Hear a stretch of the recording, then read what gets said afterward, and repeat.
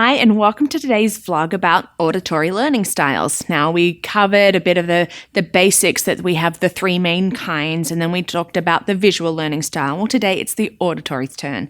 Yes, those people that learn better by listening or by hearing than they do by seeing.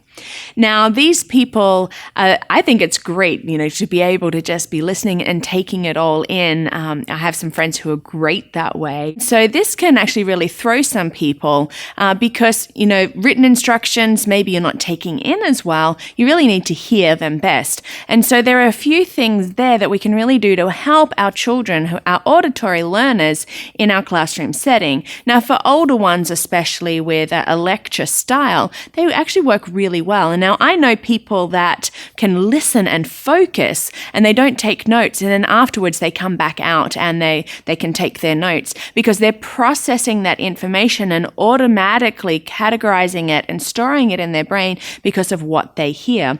This is something that we need to understand about our auditory learners, that they really are going to process and store their information by hearing. Now, when they get bored, they're going to be the ones that are probably humming and singing to themselves, and it might look like they're not paying attention, but they really are. They just need that auditory stimulus to help them going, and this can create some problems in the classroom maybe, because we don't really want those hummers or those singers or maybe those that get distracted and talk to others, but this is where we need to understand that our auditory learners need to have things going that they can be hearing. Why lectures actually work really well for them when they can be listening and taking that information in. Now, as parents and as educators, there are some things that we can do to really help our children who are auditory learners. One of the things is to have hearing tested regularly. Now, we actually think about our eyes, maybe test our sight, but we don't necessarily think about testing our hearing. And really, that is needed. If you're an auditory learner, you need to be able to hear. And another thing to really remember is that study and learning time shouldn't be quiet. I've always wondered about that and thought it's counterintuitive, that everything has to be quiet and our study groups are quiet. No, we really, for our auditory learners, they need to be talking. They need to be reading their information, especially new information, out loud. They need to be tested sort of verbally, maybe having a parent asking questions and they can answer, because by hearing that information again, they're going to learn it a lot better than just by rereading it over. For our younger children, if it is spelling words, and they need to be spelling those words out loud. Are you catching my drift? This is all about out loud. So our study times really do need to be what we can be taking in hearing. An example would be like a friend who told me, I have so many vocab words that I have to learn and I'm just really struggling. And I asked, are you an auditory learner? She goes, I don't know, maybe. We sort of looked at it and really she was. And so I said, why don't you record yourself speaking your vocab words and the definitions? In fact, get your family involved so you're hearing different voices. And so they recorded all of her vocab words and she was able to listen to it while she was driving or while she was going from place to place or about her day. And she found that, wow, that actually really helped her to learn so much better than when it was just trying to read it.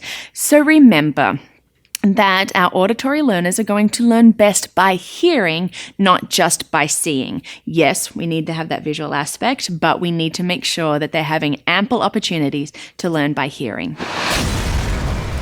Now, I have done book reviews for older students. Today, I want to do one for our younger kids because we really cannot forget them. This is one of my favorite books, Possum Magic by Mem Fox with pictures by Julie Vivas. I don't just say that this is one of my favorites because it's an Australian book and I grew up with it, but I love the imagination and I love the illustrations in this. And it's a great book to read aloud.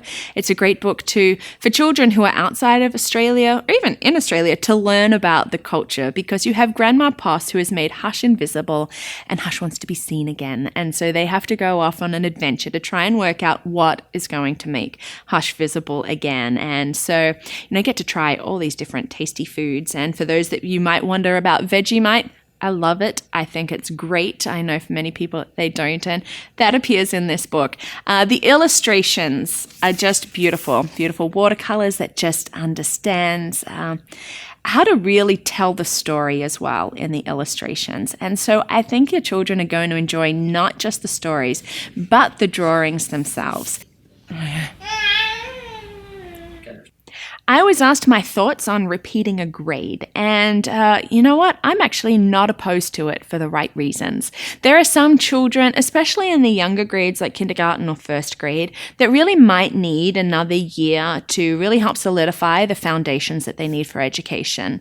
And maybe it's a maturity thing as well. I think in this big push to try and get academics started a lot sooner, we're sort of forgetting about those children that maybe aren't ready at the age of 5 to be learning. And so to repeat a grade is good for them.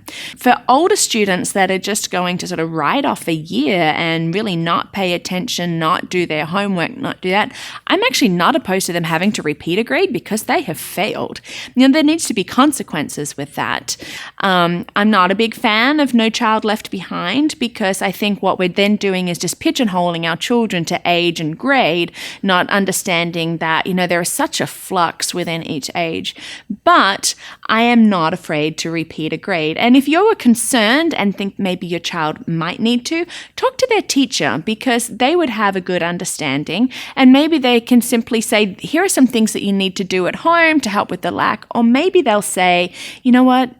Yes, your child should repeat a grade and that will really help. And don't be afraid of that. I know I'm not, and I know sometimes as parents are a little concerned, but we want to see our children succeed. And if an extra year is going to mean a much better sort of school life and education and through into life, then we shouldn't be afraid of that. So repeating, it's okay.